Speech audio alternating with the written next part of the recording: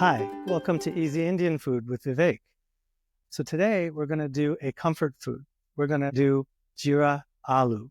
In other words, cumin potatoes. This is a really great dish that you're going to find all over North India, and there's very different variations from one home to the next. My daughter loves it. I make it for her almost every week, and it's always our go-to. It also has the bonus of being relatively inexpensive. You can pick up something like 10 pounds of russet potatoes at Costco for about $7. So you can feed a lot of people, and everybody loves potatoes, right? Who doesn't love fried potatoes? So that's what we're doing today, Indian fried potatoes, jeera aloo. A lot of people are intimidated by cooking Indian food. I can understand that, and it does take a while to get the hang of it, but I'm here to make it easy for you and to show you how I do it on a daily basis for my family. I love cooking. I love Indian cooking, and I love feeding people. I especially love feeding my two little daughters. Every home in North India is going to have some version of this. I try to do it in a pretty quick, efficient, and straightforward way. So to make this easy, what you want to do first is parboil the potatoes or steam them. I do my potatoes in the Instant Pot for about 8 minutes with about a cup or so of water, which steams it in a steaming basket. And then you let those cool, you peel them, and then you cube them into about 1-inch pieces. So that's where we're starting today with our russet potatoes. And to get things going, I like to use canola oil. That's a really great oil for frying. So give it about a tablespoon. I also like to sometimes add just a little bit of olive oil just to keep it interesting. And maybe even that means it's slightly healthier. I'm not sure. But get the pan nice and oiled up because you don't want to skimp too much. You also don't want to use too much because too much is sort of gross. But at the same time, you need to coat the pan, make sure there's a good 1/8 of an inch of oil on that pan standing there and ready to go. So I've been heating this up at around medium heat, and we want to start with the curry leaves, also known as kari patta. So this is something I really love. Kari patta can be found for about $1 at the Indian store. You can get a whole bag of these. I love to both freeze them as well as vacuum pack them and keep them around, and they really make the difference. This is one of the secret ingredients of jeera aloo, which maybe not everybody uses, but I've come to start using it. It's one of my favorite little additions that I've come up with. So here we go with the kari patta, and then we're going to add our cumin seeds. And so I do about a 1/2 teaspoon of cumin seeds. I do about a 1/2 teaspoon of mustard seeds. Because I have about 3 potatoes here, this isn't a very big batch for me. Sometimes I do twice as much as this. And then you might want just slightly more cumin, slightly more mustard seeds, if you will. So let that fry for about a minute or so. Get it to the point where you hear the seeds popping. And then once that starts, and I think I might even just put this up a little higher to get it moving faster. Once that popping sound begins, you know that you're ready to throw the potatoes down on the pan.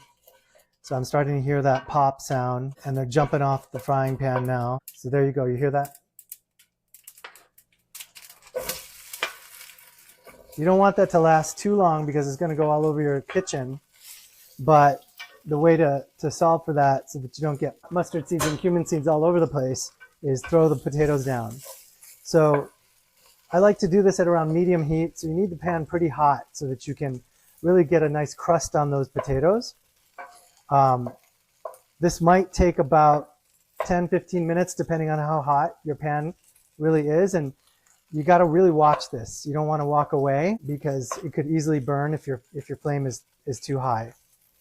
But this takes a while. You want to get the nice crust on there.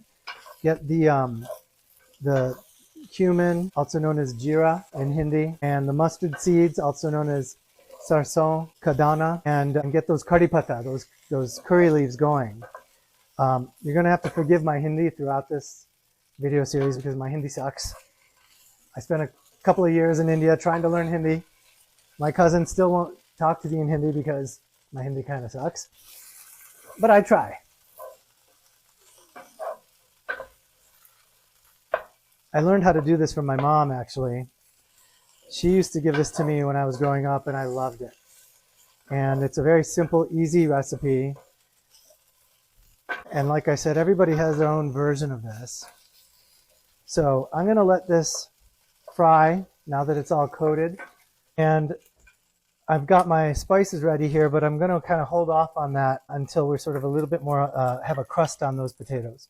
It's actually super easy to do this, and it really goes well with roti, chapati, puri, or even just, you can go to Costco and get these naan breads that they sell there that are these mini naan breads. You just put those in the toaster oven, get a little bit of achar or chutney, and then, you can just kind of make a very simple meal for yourself. Goes really well with some rice and dal. Obviously, if you have the time, it'd be great to make another sabji. One of my favorites, and maybe I'll do that in my next video, is a cabbage peas sabji, which is also in Hindi known as bun gobi mutter. So bun gobi mutter is great because you can just buy a bag of shredded cabbage from Trader Joe's and some frozen peas, and you can get that done in 10 to 12 minutes. It's actually really great and really fast and easy. Another weeknight meal. So again, easy Indian food. No one's going to do it if it's hard to do, right? It's not this big sophisticated magic trick to make Indian food. I think a lot of people I know, they feel very intimidated by Indian food cooking. And I get that. For most people that live in America or in the West in general, this is not the cuisine that they grew up with, but almost everyone I know loves Indian food. And so this is like a really easy place to start. And easy Indian food is really about making it simple, not thinking about it too much, not even necessarily measuring that much, just sort of getting the hang of it. Most home cooks, you'll say, they cook with sort of just by gut or by feel. And that's kind of how I do it too. I measure a little bit, but I kind of get the feel from just seeing it. That doesn't always turn out great. Sometimes I make a mistake, too much salt or too much of some other thing, but then that's how you learn. And this is just the fun I get out of cooking. One of the reasons I like it. It's kind of a creative exercise for me. I just kind of enjoy it. And I find it kind of like a stress reliever too. Something about cooking helps me release stress. And then of course there's the side benefit of being able to feed your family, which is great, or your friends. So this is getting nicely fried up. I think this needs a little time. So I think I may pause here and come back once I have it to a nice golden crust on most of the sides of these cut potatoes. And then I'll show you how I do the rest of these spices, because you don't necessarily need to do them at the beginning. You can. I don't know that it makes a huge difference, but I like to get a little bit of a crust on these first, because then the potatoes will have that nice mixture of different dried spices on the top.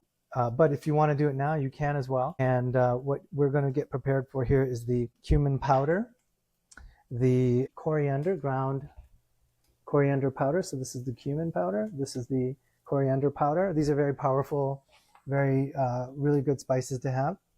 We also have what most people probably have in their kitchens, which is turmeric.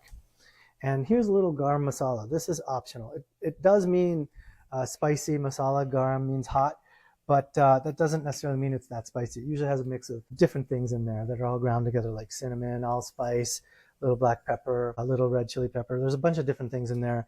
And you can get that at your grocery store, Indian grocery store.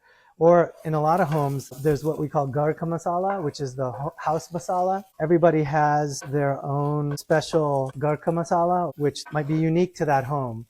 And my mom, as well as my stepmom, both make their own roasted masalas, and they're very different. They're unique from what you can get in the store, and certainly most homes in India will probably do that as well. But for convenience, you can just get garam masala really from any grocery store, but also an Indian grocery store. And the last thing, this is a little twist I've come up with as well, is mango powder. So I love it because it gives it a little bit of a sour kind of taste on there, and it's really good. I just kind of like that sour. You can also use a little bit of lemon juice as well. Okay, so that's how we make jeera aloo. We're about halfway there at this point, so I'm going to take a little break and come back once the crust is on these potatoes. Okay, welcome back to Easy Indian Food. So here we go. The potatoes have been frying for another about 7-8 minutes and getting a nice crust on there. As you can see, you get a nice golden brown crust. And I've been tossing them around a little bit so that you get it nice and crispy, which I love. Everybody loves. It's almost like these are like Indian home fries in a way. That's another way to think about these if you want to. But the next step here to really get these going is let's get the salt on. So I did about, in this case, I've got 3 small or 3 medium potatoes. I did about about half a teaspoon here of sugar. I'm sorry, not sugar, salt. And so that should be pretty good. You don't want to overdo it on the salt because then, might be like overpowering. You can always add more later. So don't overdo the salt, but definitely needs a good amount, a healthy amount of salt. You'll find that most Indian cooking really needs a lot of salt. So you can moderate that as to your own personal style. And I have here now the turmeric, the cumin powder, and the coriander powder, right? This is like really good stuff. I never used to use these ingredients, but now that I have, in fact, I learned that from my mom. This is a really great way to season things because I think the grinding gets a lot out of the spice, which is awesome. The pan's a little hot right now, so I'm going to lower it. And you get the roasted effect too from that brown spice in the pan. So that nice roasted taste is awesome. And so you can see the color changing here, and it's going to change because of that turmeric, especially, which I caution, turmeric is hard to get out of things.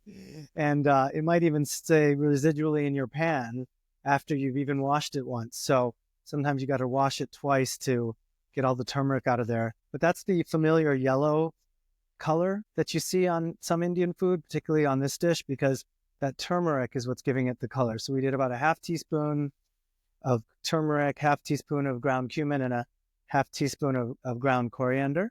And so that is all coming nicely together here, and you can kind of see how beautiful that is. So what I'm going to do at this point is I like to mash these up a little. It's just some of it because it just kind of makes it interesting and takes some of that fry and sort of mixes it up a little bit. I like eating this with roti chapati, which is, I don't know if it's called roti or if it's called chapati or it's called both. I go with roti generally, but in my travels in India, chapati is what I always heard as well. Call it whatever you want, but I just like eating it with bread. I am more of a bread guy than a rice guy. And this helps it when you go like that with the roti to pick it up off the plate, that helps it have some stickiness to it so that you can grab it with the bread. And so now the last thing I add here is a little amchur, which is the mango powder. This is something I've been trying lately. Sometimes I do use it. Sometimes I don't use it. Sometimes I try some lemon juice because I like a little lemon on there. You can experiment. That's kind of what the whole point of this easy Indian food idea really is it doesn't need to be from a recipe book with everything all measured out and exactly as, Madhur Jaffrey would have you do it in her famous Indian cooking books. It's too complicated, too hard. Like, who has time for that? I could barely, get my kids to school and back and feed them snacks and get the homework done, let alone, making like sophisticated, crazy Indian meals out of a cookbook. So, if you can do it without even thinking, that's kind of the point. And then you can really enjoy it. So that's almost done. There's one little bit that I like to do. And this is something that might seem weird for fry because you want to keep the fry, but I put a little bit of water in there. It just kind of helps it come together. And in fact, I'm going to put a little bit more than that. And then I'm just going to let it cover and let it sit. So I'm going to turn this heat off now. And I am going to finish this off with just a little bit of water. And then I'll let that sit, let that come together. Everything is going to meld for you. Turn that heat off. Don't put too much water in there, just enough to kind of give it a little bit of moistness to the potatoes because it does get pretty dry when you fry them that way. So that's jeera aloo, also known as cumin potatoes. And it is an easy Indian food, and it's something you should try on a weeknight and see if you can manage it.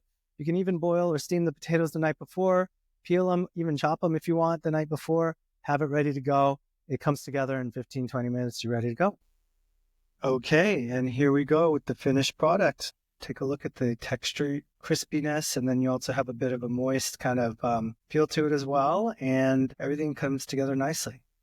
Hopefully you guys enjoy this with a little bit of achar or sweet chutney and some roti, chapati. You can also obviously have it with some rice, but I would recommend that you do it with bread. That's the way I think this should be eaten. So enjoy, and let me know in the comments if you liked it or what recipes you'd like to see from me in the future. Just email me or post a comment at easyindianfood.com.